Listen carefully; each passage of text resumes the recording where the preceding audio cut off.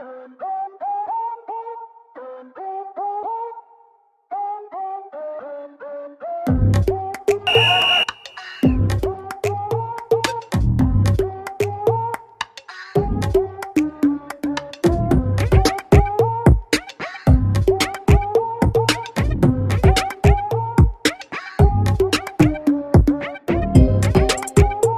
to BWI Live. I'm your host, Thomas Frank Carr. There's a bunch of stuff to get to today, but nothing more important than the spring game for Penn State football. That's coming up on Saturday. It's finally game week again, at least once, and then we have 3 more-ish cold months of warm summertime for us to enjoy ourselves, be outside, and go to the beach and do things that don't involve football. So before then, we're going to celebrate the start of the end of football and talk about the Blue-White game coming up on Saturday. And to do that, we have a great panel of experts. We'll be talking about the Blue-White game and more, but starting with Nate Bauer, our senior editor for Blue-White Illustrated, on the show as always. Good afternoon, Nate. What's going on, T. Frank? Why would you want to do anything other than watch and talk about football? I don't understand. It's the only thing programmed into my brain. And by the way, happy post-holiday leftover food day, Dave Eckert. Is that what's in the fridge behind you? Absolutely. I am loaded up with leftovers. It's tremendous. I've got some stew. We've got some egg casserole, which was delightful. Yeah, it's great. What did the Easter Bunny bring you, T. Frank? Did you get anything exciting? No. Not to be a total bummer, but yeah, no, nothing. Not even a chocolate bunny? No. What are we doing? No. So, we're in our early 30s. We're married without children. It is very much the low tide of holiday fervor outside of maybe Christmas in the Carr apartment household. So I made my contribution to Easter was I made a souffle yesterday morning with some gourmet biscuits. And then I went for a very long bike ride in the afternoon. My blood sugar crashed and I forgot to make dinner. So then basically our Easter ham came out at 8 o'clock because it was just a slog. But now we've got 8 pounds of ham to eat the rest of the week. Nate, what is it like having at least somebody else there to eat food with you? See, this is the problem, is it's not food, it's candy. I literally had to put, so look, they've got 2 grandmothers, right? My wife and aunts and uncles, all of whom, don't take this the wrong way. We appreciate all of it, but there is more candy in this house right now than any human could possibly consume in really a year. And you have right? You have 2 tiny humans. One of them isn't eating candy yet, right? No, he's 14 months old. What are we doing here? What's going on with all of this chocolate? I literally had to take an empty cardboard box and fill it with the candy because there's not enough room in our pantry on top of the candy that already exists. Folks, I am begging you. Stop sending candy to my house. So can I borrow some and then retroactively give it to Zoe for Thanksgiving? Jeez, what's wrong with me for Easter?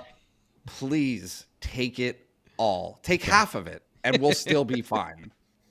So the other struggle is we have 1 car and I'm landlocked here in the apartment, which is also, Nate, why the only thing I do is watch football and film and then churn out content. But we've got a lot of stuff to get to today. So here on BWI Blue-White Game Week, we're going to start off by talking about what's coming up in the Blue-White game. Dave did a great article outlining 5 questions he wants to know about what we're going to see on Saturday. And that's not enough questions. So if you've got a question, make sure you drop it in the chat because we're taking your questions, we're taking your comments, we're taking your criticisms of not just us, but also the Penn State coaching staff, because clearly that's going to come up on the show today. I know, I let that little bit of negativity seep into our Easter conversation, so I apologize. But I'm just dropping a little bit of it in because it's going to be coming like food dye in the eggs. When you're coloring the eggs in the vinegar. So, your questions in the chat is what I'm trying to say. And we'll be getting to that throughout the show. If you want to donate to the channel, super chats are always super appreciated. But definitely your questions, we'll answer those. And if you do us a favor, one thing's really important. If you're watching the video, give the video a like. I already see a couple people have done that, so thank you very much. You guys are well-trained. You're a well-oiled machine. But if you're watching for the first time, it's super helpful if you like live videos. That way YouTube goes, oh, people like this. It's a 1-to-1 ratio. And if you want to, share it with your friends so we can have a fun conversation getting ready for the blue-white game. So enough introduction, enough ramble, Nate and Dave. Dave, give us the first question. What's coming up in your mind for the blue-white game? All right. Question number 1. Are you ready? I'm ready. Drum You're roll, up. Anybody? What format will this year's blue-white game take on? I should have something fancy up in the graphics, but I don't. So Bradley says, hey, what's going on, guys? What's up, Bradley? Glad to have you here with us. Nate, I know this has been a long conversation over the last 2 weeks. What are your thoughts about what shape the game will take? Yeah, well, it's going to be on TV, and there's going to be humans in the stands, and not like specifically invited ones like last year, right? So they have to do something, which means that I think, given the limitations that they have on the offensive line, we've discussed it here previously on the show, and there's plenty of stuff out there now to really, if you've missed that, you can dig in on it. They just don't have very many offensive linemen available for this game or this spring. So what I would anticipate is basically what James Franklin laid out for the first scrimmage that they had, which is you do a series with the ones and you take a break. You do some special teams work in some capacity, which honestly is not really something that is a part of the blue-white game, right? Like typically the blue-white game is just you skip really any type of punt return. You don't do kickoffs, like all of that kind of stuff. I think they're going to work on that. They're going to do field goals in between series just to give that offensive line a break. So you do that with the ones, take a break, do some special teams, come back with the twos, and really it'll be the same offensive line, right? And so just so on and so forth. Ones break, twos break, threes break, fours break, and go from there. See, make the best of it that you can. Is the change? So this is an interesting question because there has not been a blue-white game since 2019. But Dave, is the spring game changing anyway outside of depth issues with Penn State and Penn State in particular? Do you think that the classic full scrimmage simulated game is going to continue and come back, or is that kind of done after the last 2 years? Yeah, it's an interesting question. If you look around college football, I think a lot of programs are doing something that is not like a straight scrimmage like what we're used to. Granted, T. Frank, I'm not as football maniacal as you are, but just from what I've been able to catch on Twitter and whatever, it doesn't seem like that's what most programs are doing. So with that in mind, it does kind of seem like, maybe that might be the new normal, which I know is the phrase that we love so much after the pandemic. But yeah, I don't know. I'll be interested to see what type of long-term impact this has for Penn State. Certainly, James Franklin is he's a pragmatic guy, right? So James Franklin is going to do what makes sense. He's not going to do what is traditional just because it's traditional. He's going to think about it and he's going to take a pragmatic approach. So I definitely think that's a great question. I don't know that we have the answer right now, but it does seem to be trending in a certain direction. Our buddy Night Raven is super interested in having that, Nate. Can I just respond to that very quickly? Sure. For as long as I've been alive, I came to blue-white games when I was in middle school, high school, right? The blue-white game is eternally a minor league baseball game, right? Like, yeah, there's a carnival outside. There's literally a carnival outside. There's hot dogs. There's T-shirts thrown into the stands. Dizzy bat race. Like, it is about everything but the football on the field because they know, look, there is a value to be had for the players and the coaches, right? There's new coaches on staff, right? Manny Diaz, this will be his first. Now, granted, they had a scrimmage in Beaver Stadium, but a simulated with fans in the stands type of game atmosphere. It's a dress rehearsal. Mm-hmm. So there is value to it. Yeah, I know. I'm sorry, Dave. I'll shut up. I'm done. The point is, it's always been boring. Like it's never been about the entertainment factor. The entertainment factor it's is the all first the other 10 stuff. minutes. It's the first 10 minutes of the blue-white game is interesting. After that, it becomes practice. And Nate, you are the expert when it comes to things James Franklin has said. But one thing stuck out to me a couple years ago, and I don't know if it was 2021 or if it was previous to that, before the pandemic, but he kind of emphasized the fact that, this is a practice for us, right? So like, you get to come to watch the blue-white game, and we're happy that this event is happening, but for us, it's another practice. It's another evaluation point, and it's not more or less than that. So it's always been that, right? Yeah, I do think that they are able to take something from it in terms of, look, there's some pressure. There's some pressure involved, right? Like it's not the same set of data as you're getting from a normal Tuesday spring practice, right? Like there's a little more stakes to it in terms of the butterflies in stomachs for the actual players. But it's still just part of the whole. And so I really do think that it's an instructive exercise, but it's more than anything, it's a reward for players and their families. They get to spend some time together. They have a big picnic usually after the fact. It's fun. Micah Parsons will be there. Yeah. Yep.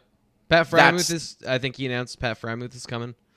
That's the news. Yeah. That's the blue-white game. So Infused Music Band says, heck with that, get T. Frank out there in pads. I hope you're not talking about me playing left tackle. Because that's not going to happen. Listen, there is a version of me about 5 years ago that would have been crazy enough to be like, yes, I will do that, but not the current form of me. I have been sitting in this chair too long. T. Frank, didn't you win the punt catching contest? Yes, I did. I was trying to find the video of that recently, because there was a conversation on the BWI message board where they were asking who would win if we all ran the 40, and I got 0 votes. And I was like, I have the athletic. First off, I'm the youngest person there outside of Greg. And, like, I have athletic bona fides. Dave, I am sorry. You were not on the chat. That's the thing. Like, you were not one of the people tagged in the chat.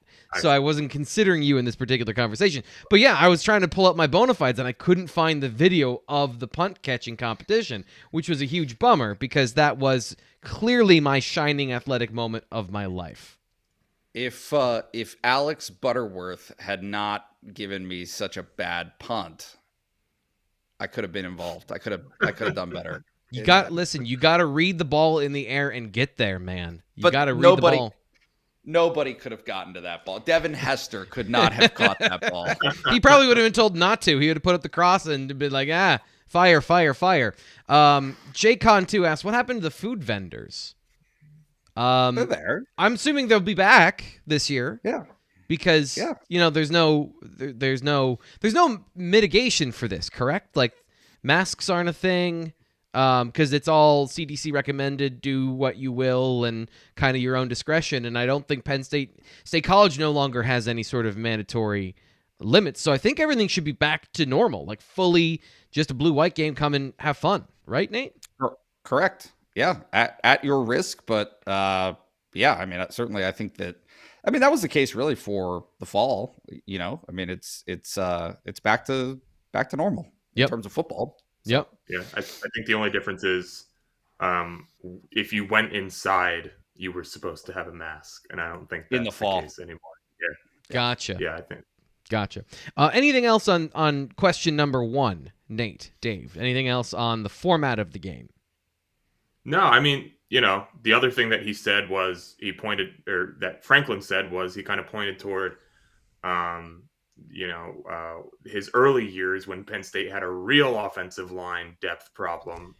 Yeah. And, there would be guys in like gray jerseys switching sidelines. So if they do like a traditional 2 sideline game, that seems like something that could happen, that needs to happen just from a numbers perspective. So. And then you got offensive linemen running 50 yards between series and, more running for the offensive line. So question number 2, Dave. What is question number 2 on our 5 questions about what you want to know about the blue-white game?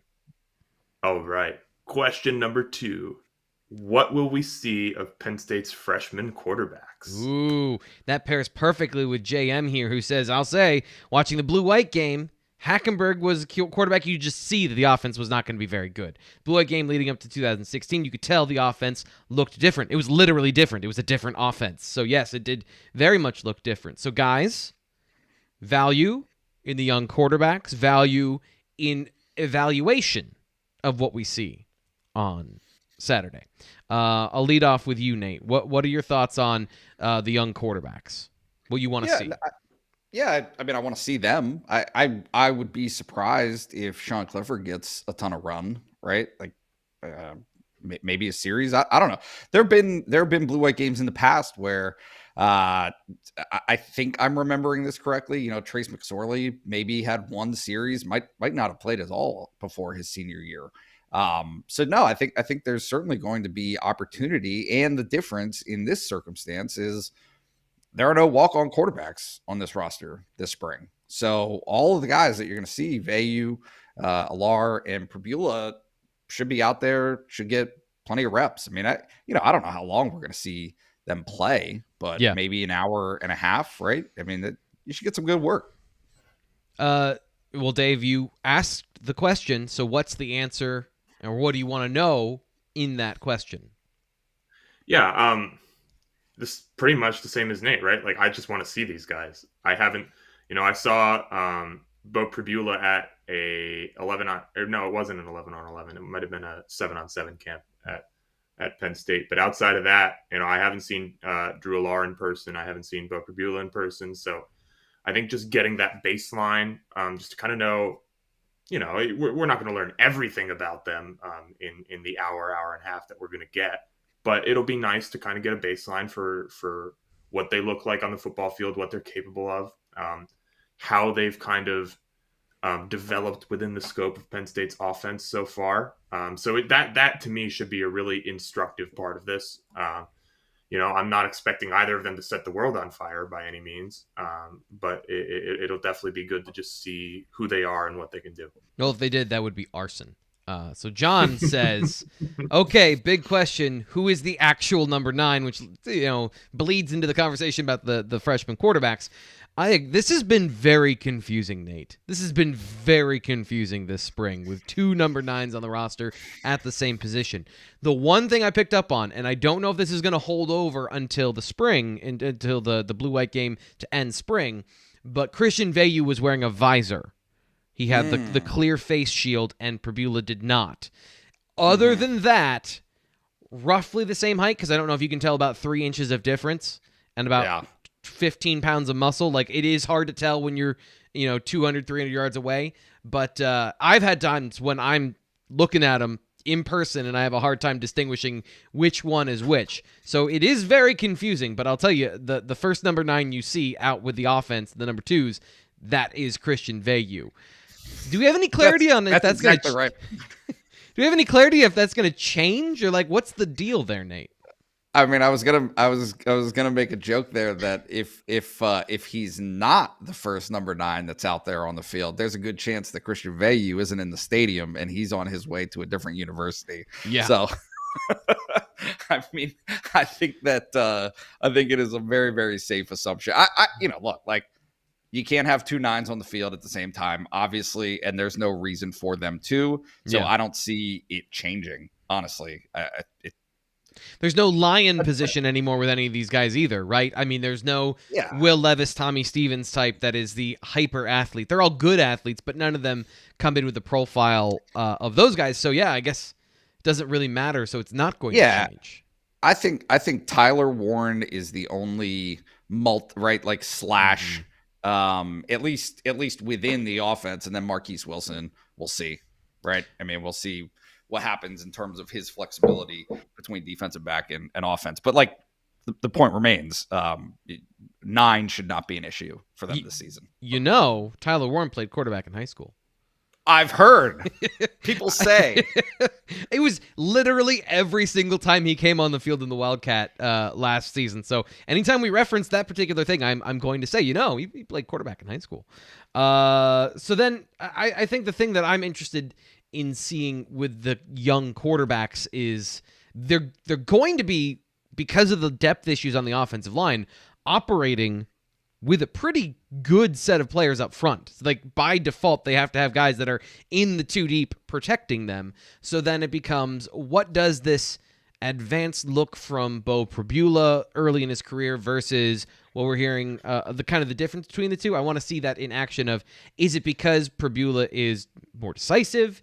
Is it because he's more mobile and he's making more plays that flash? Not necessarily running, but when you scramble and you break the pocket, there's a kinetic energy to that people take advantage of, or they take notice of.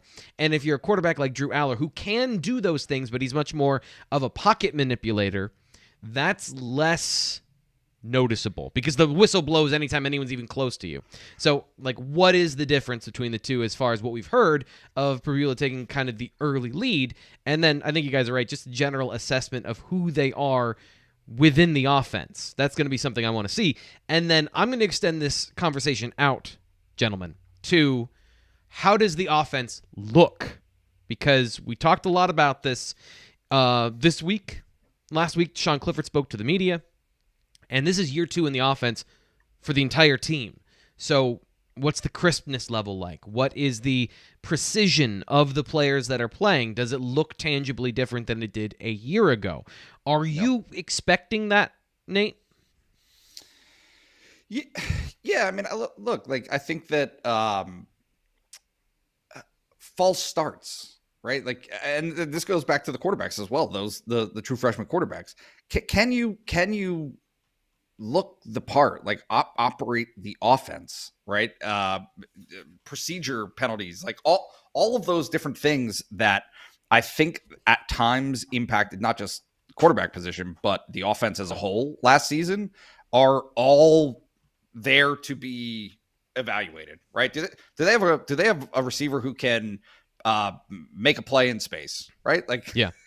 I think that there's lots to be seen based on comfort level. Keandre Lambert-Smith talked about it this past week, that everyone, it's just, there's a difference between something that you feel like and you think but there's just that fraction of a second where you doubt yourself versus it being second nature. Yeah. And we've talked all the time about this being a performance, right? There is a phase where you're not reading lines anymore. You're acting. Yeah, you're right? off book. Correct. Yeah. Correct. And so were you an actor, Nate? Did you do plays? Were you on stage? I may have dabbled. That is a thespian thing to say. I dabbled in doing plays. Whatever. We don't need to go looking for old clips of that. So in any case, once it becomes second nature, though, that's when you're in business. And is this anywhere close to a simulated environment of Penn State, Michigan State? No. But it's close enough where certainly the coaches are going to expect them to be able to, hey, rapid fire, right? No delay of games. Yep. None of that. Keep it going. Guys, we have to give a round of applause. Help me out here. Nick, T. Frank, Nate, Dave just subscribed to Blue White Illustrated. Excited to get my eyes on some premium content. Head over to Lions Den message form and absorb all the stuff that's in there for you, Nick. But while you're here, stay here, and we'll give you some of the context and maybe some of the things that you can go preview there later. So thanks, Nick, for coming over and being a part of Blue White Illustrated. Super, super excited to have you on. So the next question, I got all excited about Nick here, and I got to get where are we? Okay, Dave, what's our next question? All right. Question number 3. Will Adisa Isaac and Sal Wormley play a part? And if so, how much action will they see? He's getting. We're gonna start having you do voiceovers, Dave. You're getting very good at this title reading Wow. thing. So let's I start can with do you. a really good like baritone too. Yes, you. Like really bring it down. We got to get you a better mic so that you can get really those rich tones. Okay, so take us through that. What are you expecting in that, and what's the value of those guys playing? Sure. So I think they will play. I think they will have their reps limited, just because that kind of seems to be what's going on for them in spring practice right now in general. And as far as the value, I mean, it's just getting back out there for these guys, right? I mean, both of these guys are players who we expect to be key contributors for Penn State in the fall, and they missed all of last season. So, whatever kind of rhythm that you can jumpstart for them by getting them out there in this game, whatever kind of confidence you can generate for them in this game is going to be really important, because Penn State needs these guys. These guys aren't like, okay, if they come back and they help us, then great. No, like Penn State needs these guys. Yeah, Adisa Isaac especially, and we'll get to more about the defensive end position in a little bit. So, Nate, when it comes to Sal Wormley, you were talking about this. We've talked about this quite a bit. What's the importance of just seeing him play football for you to evaluate what you're expecting out of him, seeing as he was a guy that James Franklin chronicled as a starter who's coming on playing very well, and then they lost for the season. So how much is it important for you to just see what that looks like from Sal Wormley? Yeah, I don't care about this game for him. I mean, Adisa is closer, I think, to that, right? Yeah. To being at a point where he should, given the nature of what we're going to make some assumptions here, the injury was for him. Tim Frazier suffered something similar in when he was a Penn State player. So, you know, the timelines of recovery always change, right? They're always different. But what Sal is dealing with and where he's at from his timeline of recovery, it honestly should be dramatically different from where he is today to where he'll be in August and where he'll be in September. So I don't have a prediction, honestly, for what to make of those guys if they play. But I just think it's not really worth reading into, given the fact that time is always of the essence when dealing with recovery from an injury, and I think that's the case here. And it's important to phrase this as well, as Salim Wormley is one of the players that's participating in spring, but he's not participating. And James Franklin talked about this, of they're doing everything but going live so far. Yep. They've limited the reps with Isaac and with Wormley, and they're not going live. So when we talk about the offensive line injuries, the depth, and this is something I get into on the BWI Daily Edition today, but I didn't bring this part up of, even if you see Sal Wormley on the depth chart, he's not one of the guys that's going and when they're doing scrimmages. So if you lose, and I use the example of this later, you lose 3 players. Like, let's just say James Franklin is saying, in hyperbole, we basically have 1 offensive line. You lose 3 players to injury for a couple of weeks. Well, that means you lost 4, actually, because Wormley's not participating in these live reps. So you see the issue here when they had 11 players on the offensive line to start. Like, they had exactly 2 offensive lines, and any player you lose, you are now into fifths of the second offensive line or of the first offensive line. So it does that should kind of paint you into where Penn State is this spring with depth on and just bodies available, which is not to excuse, place blame, or anything. Just explain the situation. Anything else with these 2 guys that you want to, before we move on? No, I think we can turn the page. All right. Well, then Bradley asks, what NIL deal programs is PSU working on for the athletes to help recruiting? Two questions that just kind of land on their face, huh? In a row. But this one is more telling, I think, than the first one. I don't know. I haven't seen it, and that's a problem. It just is. Yeah. I mean, until there, I mean, look, like there's going to be there's going to be a meet and greet, autograph signing, what have you, right? That Success with Honor, that collective is putting together for after the blue-white game, I believe it is. They're expecting a decent amount, I think, of Penn State players. Last year, you saw it during the season. Jahan Dotson and Clifford did one, I believe. Mm-hmm. Clifford obviously has his own thing going. But no, I mean, it just has not. There has not been and maybe right. Like, there's always a possibility that something is happening that is of value, right? But like, I'm going to tell you why. I'm going to tell you why that's not the case. Mm-hmm. The reason why that's a possibility but isn't happening is because they want as much exposure to the notion of there being donors for Penn State football as they possibly can get, so that other people feel the same and do the same thing. So if there was anything in the works for all of Penn State's offensive linemen, right, or all of Penn State's quarterbacks or whatever, to have a deal where, they make $10,000 a year, something. Yeah. That would be publicized. That would be very, very publicized, and it's not. So it's not happening. It's not there. So they need to work. They need to continue to work on those things and get them up and running. So there's another part of this conversation I want to ask you about this, Dave. When it comes to NIL and that part of competitive in recruiting, I think that's kind of one thing. But Nate, you mentioned autograph signing after the game, and one of the things that I'm going to reserve this to children, okay? Because if you're an adult, I don't have as much sympathy for you as if you're 10.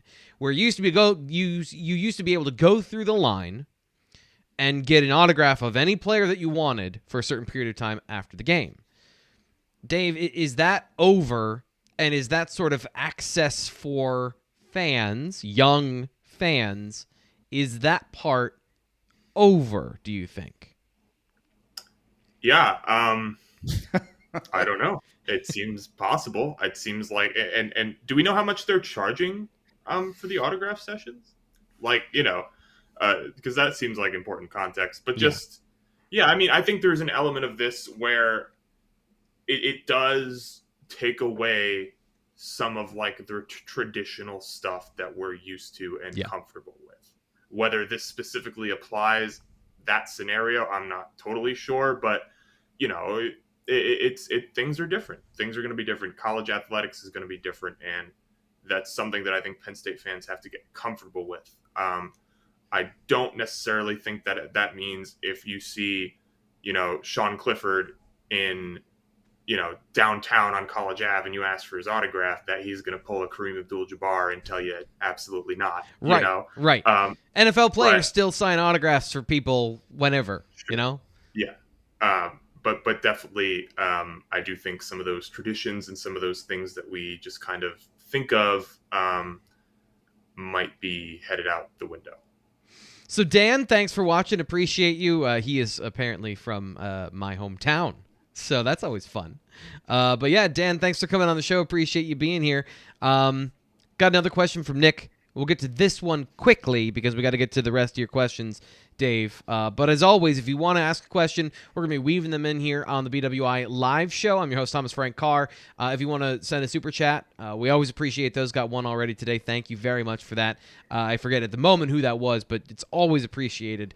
And of course, if you are watching and having a good time talking Penn State football with us as we preview the spring game, make sure you like the video. And if you haven't yet, subscribe to Blue White Illustrated. Nick asks, with KLS and Washington starting each of the last 2 years, is there truth to the fact that the starting wide receivers with Tinsley have more snaps as a group than the past years in combined? I think he's assuming, is there going to be more cohesiveness with this group than there has been in the past, and more from Lambert Smith and Parker Washington? Yeah, I don't know if it's cohesiveness, right? Because you're adding a piece in Tinsley who, like, they all have significant career reps, but they haven't all been career reps together. So the deal here is you have a certain expectation from Parker Washington given the conclusion of his last season, right? Yeah. Like he showed that he can be a star, I think, right? Jahan Dotson star to be determined, but very good. Tinsley is a guy who just has to translate to this level, Yep. right? It's different. Western Kentucky and the Big Ten are not the same thing. It doesn't mean that he can't have success and make that leap, but to be determined. And then Keandre Lambert-Smith is, that's an interesting storyline that he has as many reps and as many on-field snaps as he had last year. And it can lead you to one of two conclusions, right? One is, okay, he's had all of this experience, and now that the urge, right, for Sean Clifford to get the ball to Jahan Dotson is gone, maybe the ball is spread around a little bit more opportunities equal more receptions for him. Yeah. Or more consistency of his role, too, because he turned into a pretty threatening deep target, but it was very inconsistent as far as game to game. You didn't know if he was going to catch the ball. You didn't know if he was going to get the target. You didn't know if he was going to get open. So I agree, as far as not just the volume, but the efficiency of said role.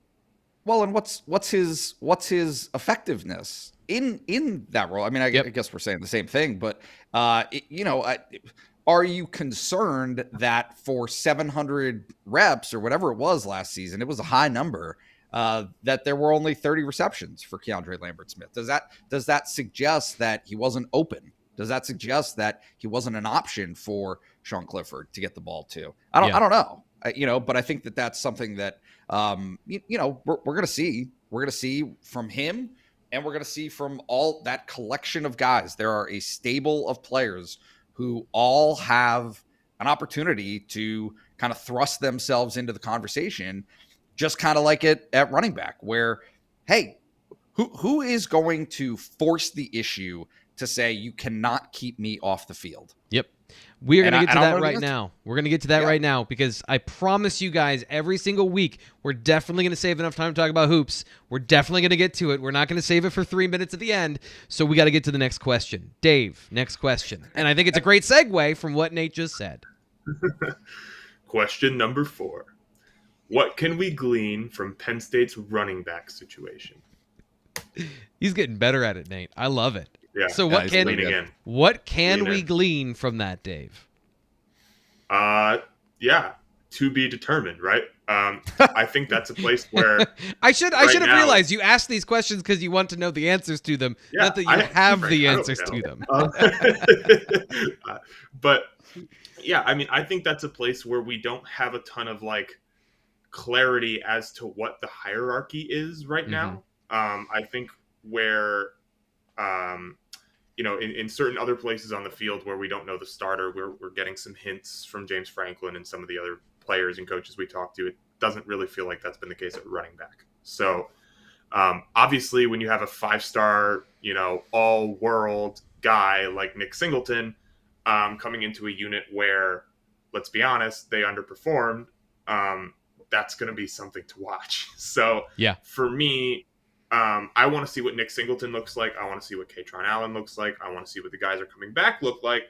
But I'm also interested to see if we can maybe get some clues as to what they're thinking there, because I'm not sure that we've gotten a ton of those to this point, at least publicly. Nate, do you agree, not to try and contradict Dave, but do you have a different read of the situation? And then if so, what is it?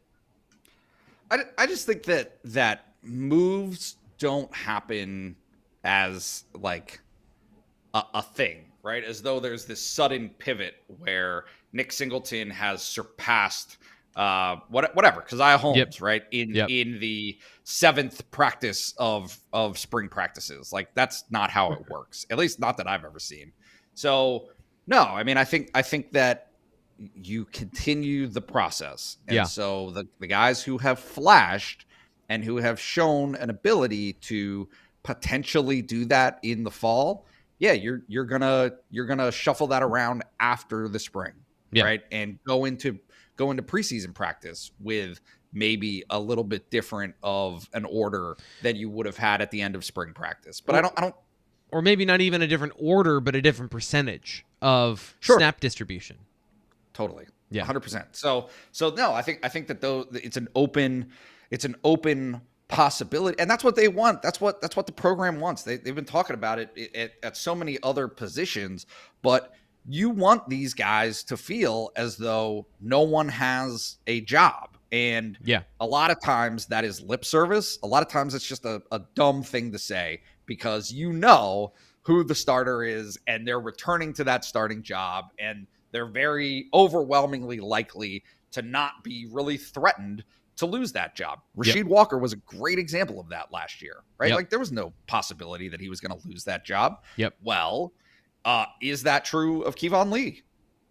Right. Maybe, right? Like maybe it's a little less certain. I would still anticipate him to be the starter, the first running back to get carries, but how it works after that is very much to be determined.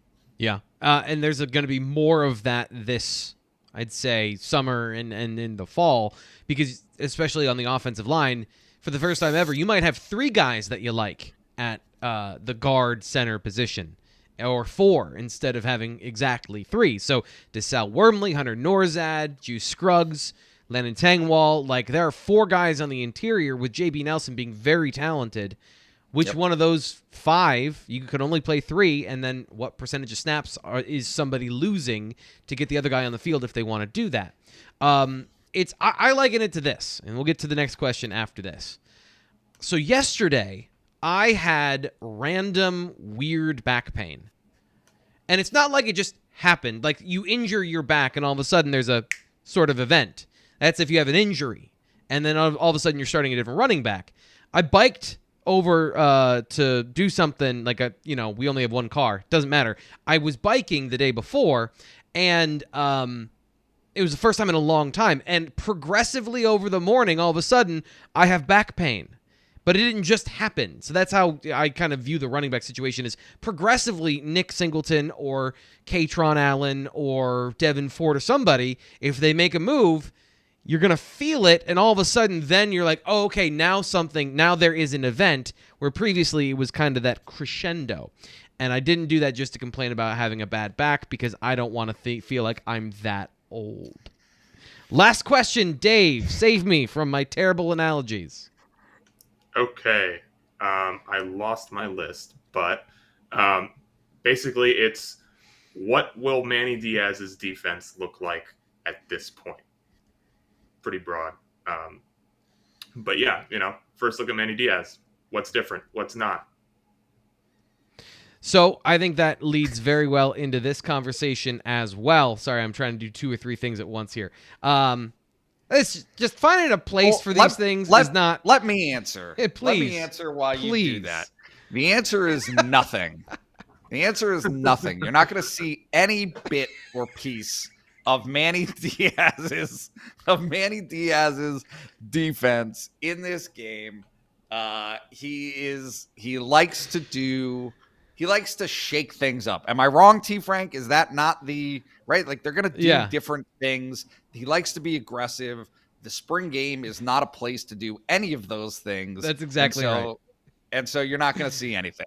Like, I don't want to steal our thunder here, but if you take much out of the blue-white game, you're doing it wrong. I think that there's from the coordinator perspective, I'm not expecting to see anything. Now, when we were at when the media was able to see the practice and you saw some fans out there at the practice, I actually thought we saw more than I was expecting from Brent Pry in 2021 when they had the limited openings. Because usually in football terms, what you're going to see is cover 2. And then you're going to see cover 3. And it's like kindergarten painting with numbers sort of things from the defense. You're not going to see, to what Nate's point is, you're not going to see the sub packages. You might see the personnel, but they're going to be running very vanilla things out of it. So if you want to glean certain basic information, that's what it's going to be. From what I try to take away from the blue-white game is, okay, so what player played well individually? What corner got toasted? What player? I remember thinking Mac Hippenhammer was going to be great because he did very well in the blue-white game. And he was, at that point, doing very well in football. It's just that baseball slowed that growth and then obviously changed his prerogative. So, but there are things to glean. He was, at one point, a good football player on the rise for Penn State. And then, obviously, you saw next to him, KJ Hamler was also doing something very special. That's just a random sort of like one thing that sticks out of my mind. So I usually try to go individual players because they're playing very basic things, and who's playing fast, has some sort of grasp of what they're supposed to be doing, especially as we mentioned here with Manny Diaz on the defensive side of the ball. Dave, I'll broaden this out a little bit. Are there any individual players you're interested in seeing on the defensive side? I just want to say that blaming baseball for Matt Knippenhammer not being awesome is the most football guy thing you have ever done. Okay. All right. All right. That was not what I was saying. That was not what I said, but I'll agree that was pretty weak sauce. Yeah, I maybe a little bit of an under the radar pick for me is Jonathan Sutherland, who has had his position tweaked. I think the linebackers in general are interesting, just because, we don't know a ton about what Jonathan Sutherland's going to do there. We don't know technically who the middle linebacker is going to be yet. Curtis Jacobs is playing a new role, so obviously we saw that in the bowl game, but again, we'll get to see it again. So yeah, that's just kind of like, and again, that's Manny Diaz's position, right? He's the linebackers coach. So I think that just unit as in general is something that I think we should be watching closely. That's a great way to phrase what I was trying to say earlier is that's a great example of how does Curtis Jacobs look? Does he look comfortable in his new position? Because the main takeaway I get from fans was Curtis Jacobs was terrible in the bowl game. He can't play the will. Why is he there? And he's like, it was 3 weeks of practice he got, as opposed to 3 weeks of practice, all off season, studying the position, doing things in spring. How does it look now? And how does that on a timeline look as he heads towards the fall? That's a very important, I think that's a very distinct thing to do, to talk about. So, Dave, thank you very much for those questions. Let's move on to our next topic. We're going to go through this quickly because we got to get to basketball. I'm not going to Matt Damon this again. You didn't ask me who I want to see. I don't care. You're gonna talk now about Zariah Fisher. I'm throwing it to you. You broke you broke the news for Blue White Illustrated last week that Zariah Fisher was done for the season. So what is the impact here of losing a defensive end at this time of the season? Yeah, just to clarify, overwhelmingly likely, but not humanly impossible to be right. So just for whatever, it makes me feel better. What's the impact? It hurts, I think. I mean, that was already a position that Penn State needed guys who could flash and make splash plays, and I think that Zariah Fisher was trending in that direction. So yeah, to lose that element, to lose that option, I think is difficult for Penn State moving forward. Given the depth of that position and what they need out of it, what did he represent to you on the roster, Dave? Because this is a very interesting player. The position aside, which is also critical, given the lack of depth, the player himself is also an interesting, kind of an enigma. So to Dave here, what did you think of Fisher and what he represented for the team? Yeah, I mean, again, depth guy, but I think Penn State has like an assortment of guys at defensive end where it's like you hope that one of them works out and can give you valuable reps. You know what I mean? And I think they're kind of like missing out on one of those options now that he's no longer available. And for a guy who seemed to kind of be getting it right, he was starting to see the field a little bit, and was making the transition from linebacker just on like a personal development note. Like, that's rough for him. I definitely feel bad for him. The timing of this is unfortunate. So yeah, I mean, I don't think it's catastrophic for Penn State. I know they just, they added the transfer defensive end from Maryland, Damian Robinson. Yes. I forget his last name. I'm sorry. Yep. So, they have reinforced that position a little bit, and now they go out and they lose one. So not the end of the world, I don't think, but obviously not a good thing. Yeah, and to me, what he represented on the roster was potential. and upside. Yep. Because you know what, and the funny thing is, I'm going to reference Nick Tarburton in this conversation. If you know what Nick Tarburton is, and James Franklin talked about him when mentioning the defensive end position and the need for pass rush, is he's going to wear you out with effort, intensity, hustle. We need to work on his pass rushing moves. Zariah Fisher is a similar player, but offers the potential of upside because we know a little bit less about him. But the good news is Nick Tarburton's on the roster, because if there's one player that can help a former linebacker transitioning to defensive end that will most likely or could probably miss the entire season due to an injury and slow his development at the position and in football, it'd be the guy who went exactly through that scenario in his career. So that is, at least, I think, from a personal level with Zariah Fisher, helpful that he has Nick Tarburton there. Bradley asks the question of the next thing on the rundown that we were going to have to get through very quickly, guys. No signing off without talking about the E60 Paterno documentary tonight. Really want to hear you guys' thoughts on Joe Pa. So, Nate, you wrote a whole article about it. You watched it. What were your thoughts on the documentary and what it represents? Yeah, I think they, and again, like, this is the Cliffs Notes, but ESPN as an entity in this documentary doesn't really take a side. Mm-hmm. And so I think for Penn State fans who have soured, right, like, ESPN became part of the story to a lot of people, right, during everything that happened. And so I think that the fact that this documentary goes for 60 minutes and really allows the people who were impacted, right, like the main stakeholders in this story, obviously absent Joe Paterno, but Graham Spanier, Gary Schultz, right, like Jay Paterno, you've got this kind of laundry list of people who were primary and central to that story talk. Yeah. Right? Like, I mean, we haven't heard from them. And so the actual people are looking at this as, I think from the outside are looking at it as, okay, well, what are they going to dig up now? What is ESPN looking for? Right. They're not looking for anything. And it's also a little bit, and I'm careful here with another terrible analogy, but it's like if your house were on fire and somebody comes over and starts pouring gasoline on it and then 10 years later comes back and examines your house and went, let's discuss the story of this house being on fire. I think that's how Penn State fans feel about the situation 10 years ago, and now ESPN is retroactively being what I think they thought they should have been the first time around. Is that a fair way to read that?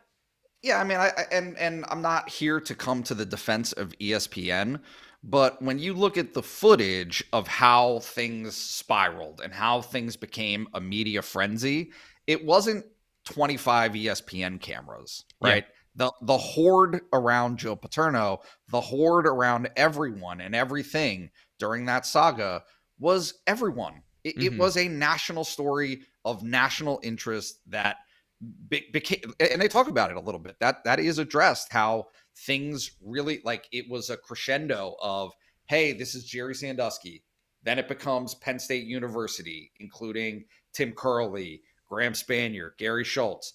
Then it becomes Penn State football. Then because some of these things are alleged to have happened right during Jerry's time as a football coach. Mm-hmm. Then it becomes Joe Paterno, right? And so by the time it got to Joe Paterno, obviously it became this huge tsunami of a story. And so, like, the overwhelming part of it, I've seen it, just for the record. The overwhelming portion of time is spent just kind of reflecting on what happened, how it all happened.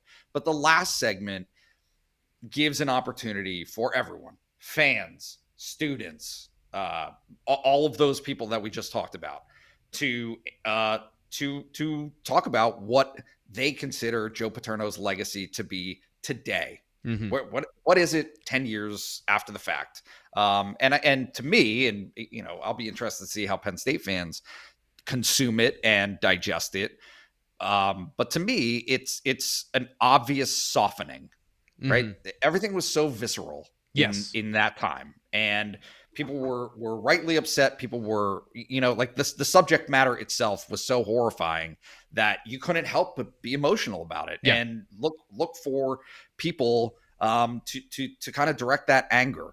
And I think 10 years later, this documentary, for what it's worth, for whoever consumes it, will kind of stand and serve as, hey, time lessens these things. Time diminishes the hurt and some of the anger that I think publicly was attached to it. So if you want to get more in depth, obviously you can watch the documentary tonight and also read Nate's article over at BlueWhiteIllustrated.com. A very good read and one that I wanted to spend more time on today, but of course that's how this works here at the end of the show. We do have to move on to basketball because both of you, speaking of BlueWhiteIllustrated.com, had awesome articles interviewing transfers in the transfer portal heading into Penn State men's basketball. So Dave, you spoke to Cameron Winter from Drexel. What was your conversation with him like, and what were the main things you took away from that conversation? Yeah, Cam was great. I really enjoyed talking to Cam. He likes Cam, by the way. Okay. So I guess that's what we're rolling with. But yeah, so I mean, the main thing that he emphasized when I just kind of asked him about his game and how he fits that maybe wasn't as evident on some of the highlight tapes you see of him is that he's a playmaker, right? Like, this is a guy who can pass the ball. So, Penn State needs points. With Winter, I think they're getting points, but they're also getting a guy who can create for other people. And when you pair that with Jalen Pickett, who I think is similar, I think you've got two pretty dynamic guards. So, yeah, I think just after talking to him, it's clear that there's another dimension to his game that maybe wasn't highlighted before from what we saw on tape. So somebody who can not just get to the bucket or score in the pick and roll game, but can also distribute and take advantage of some of those situations where guys get open and there's open shots. He can get the ball to them.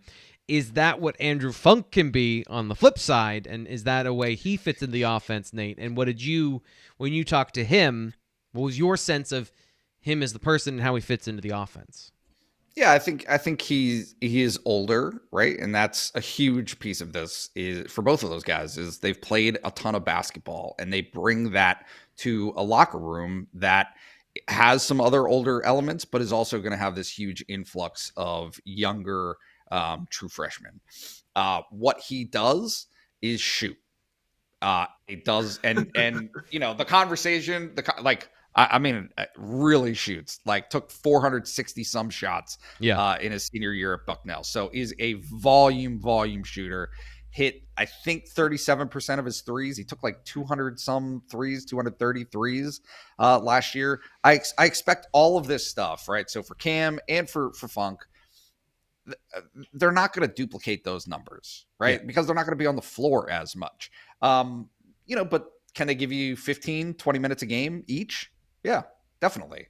And that's a huge piece of this is to have more options, to have guys who can give you a jolt and provide you the opportunity to score more points. I don't know really from either one what to anticipate defensively. I don't think you're getting a stopper necessarily in either one of these guys, but look, like, we're talking about a team who returns in Seth Lundy, a guy who is an elite defender, right?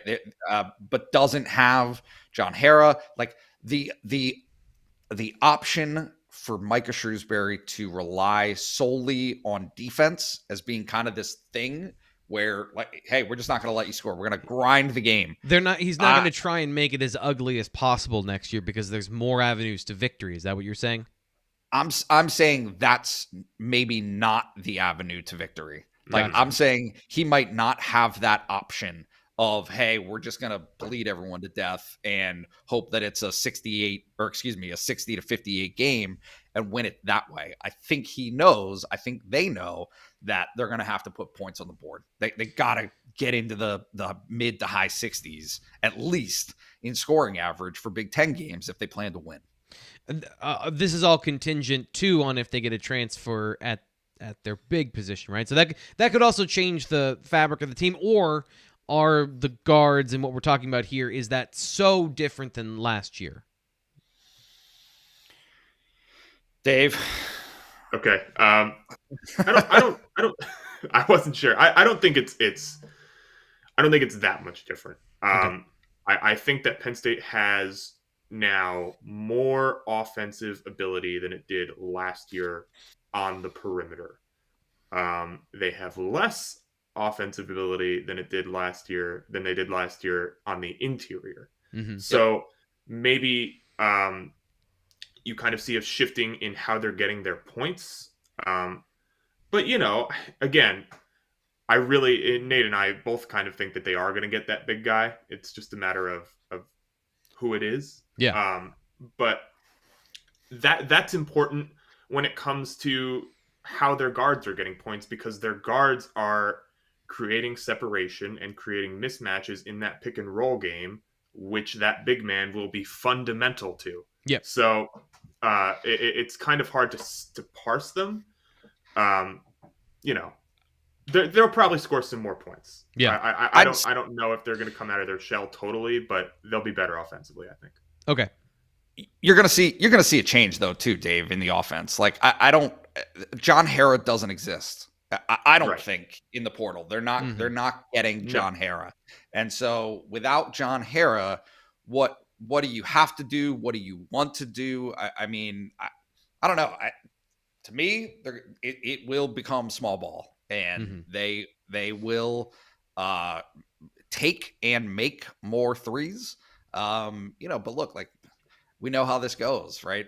When your shooters are inconsistent, then you can live by it and you can die by it. We have seen this story over and over and over again, and so it's just a matter of, do you have the pieces in place to make shots? Because they're probably going to be open, and they're not going to be open necessarily just because of John Hara.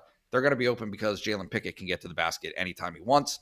I think the same of Cam Winter, right? Like, not every time he wants, but it's the same type of concept.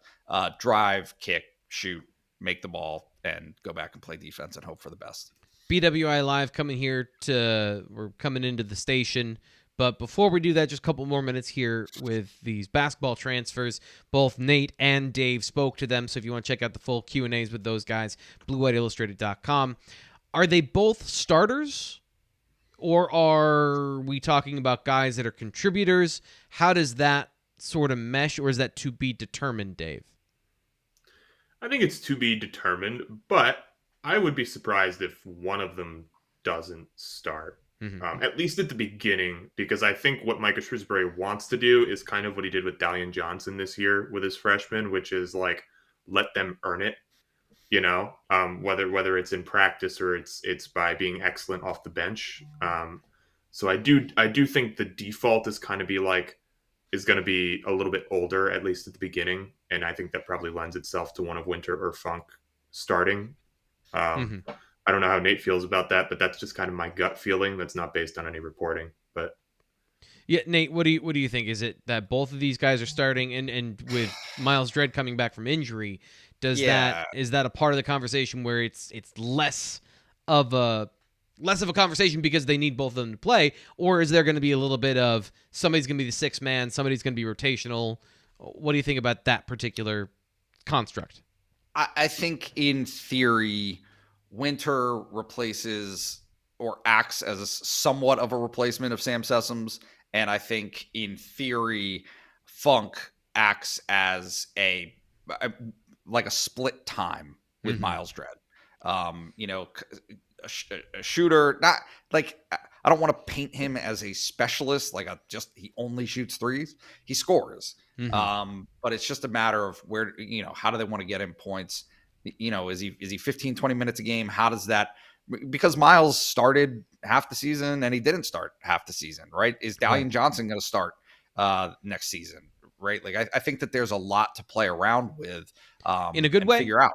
Because, listening to this, you have 5 or 6 options. Are they all good options? It's obviously, they went out and got these guys because they're scorers, but I guess the question then is, like, do they have 6 of one thing, or do they have like stars, and is this a team of shooters? Like, you can have so many different options and they're all kind of the same, if that makes sense. Is